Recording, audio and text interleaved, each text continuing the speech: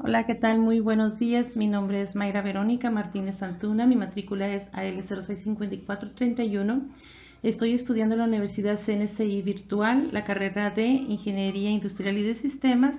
Este motivo de este video es para presentar mi proyecto integrador de la materia Electricidad y Magnetismo impartido por la profesora Rosario Rodríguez el día de hoy, 27 de julio del año 2021. El título principal de mi proyecto es Circuitos eléctricos. El primer tema es qué son los circuitos eléctricos y qué importancia tienen en la sociedad de hoy en día. Bueno, un circuito eléctrico es un recorrido establecido de antemano que una corriente eléctrica va a tener y se compone de distintos elementos que garantizan el flujo correcto de los electrones que conforman la electricidad. Aquí tenemos, por ejemplo, el generador, el receptor, el interruptor, que son los elementos complementarios para que el circuito eléctrico pues funcione correctamente, ¿ok? Aquí tenemos la energía eléctrica, está en constante movimiento y se transforma cuando pasa por un circuito eléctrico, puede ser en energía calorífica, energía lumínica y energía mecánica. Los circuitos eléctricos son elaborados dependiendo de las necesidades del uso que se le va a dar o instalaciones o la transformación de la energía eléctrica que se les quiera dar. ¿A qué se refieren las leyes de Kirchhoff?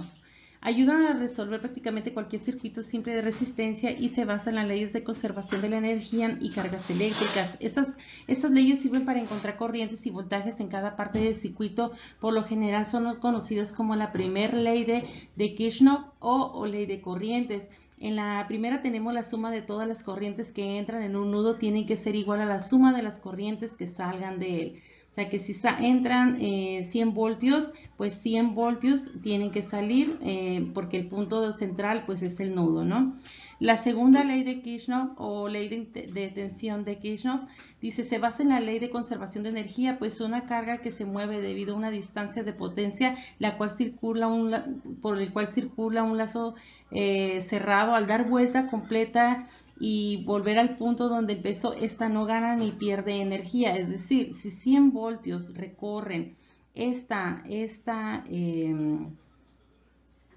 lazo por electricidad, pues 100 voltios van a salir, independientemente que entren aquí, que sea de 20 voltios, 70 voltios o 10 voltios. La misma energía que se mantiene en el cableado es la misma energía que va a salir, no va a ganar ni perder. Y un ejemplo de la importancia de la aplicación correcta de las leyes de Kirchhoff, pues es, por ejemplo, para evitar accidentes, incendios en casas, para la adecuada instalación eléctrica de circuitos eléctricos, perdón, en los hogares, en los edificios, en las tiendas, así evitando pues accidentes. Les presento qué son las fuentes de alta tensión y cuál es su funcionamiento en los circuitos eléctricos. Son aquellas que emplean energía eléctrica con una tensión.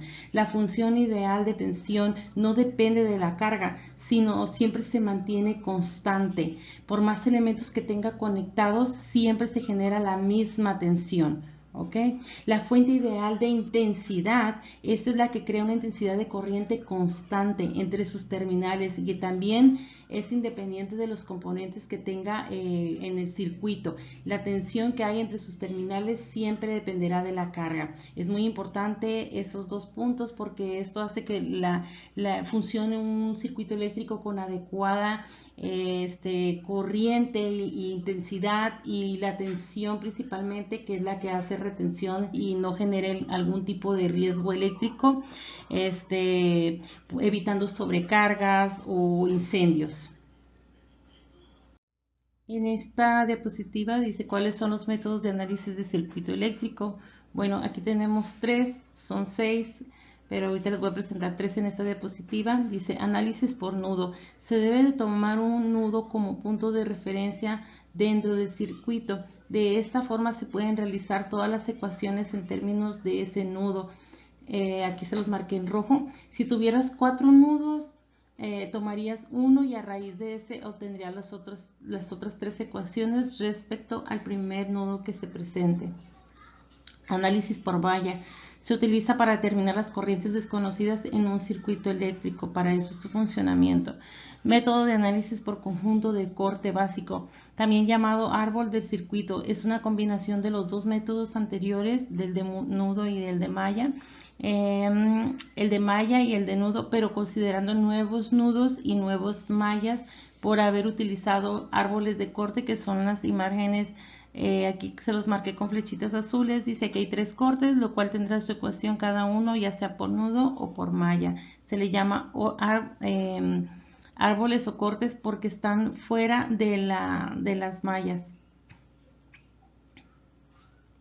Aquí tenemos continuidad con los métodos de análisis. Tenemos el de lazos básicos, funciona para encontrar los valores de las tensiones e intensidades que están unidos por eslabones que son las ramas que no pertenecen a un árbol. Modificación de la geometría en los circuitos se utiliza cuando hay fuentes de tensión en los métodos de nudo y fuentes de corriente en los lazos de malla. Para esos casos lo que se tiene que hacer es cambiar la geometría de los circuitos, es decir, cambiar los nudos y malla, combinarlos.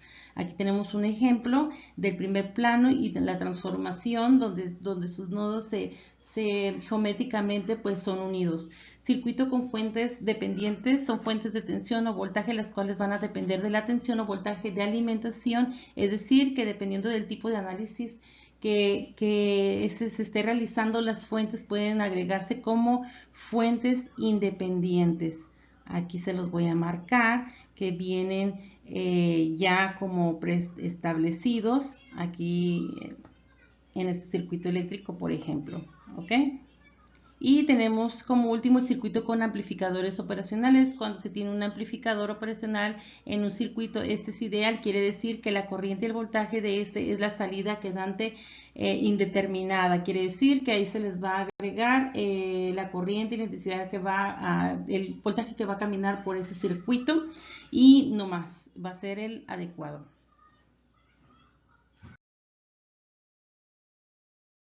Aquí tenemos cuáles son las aplicaciones de los capacitores. Bueno, los capacitores se definen por su característica de almacenar energía eléctrica, a la cual se le llama capacitancia. Los capacitores, por guardar una carga, se pueden considerar que son una especie de, como una batería, y en muchos casos es utilizada de esa manera, pero no para un uso constante. Al fin se utiliza como una fuente de energía rápida.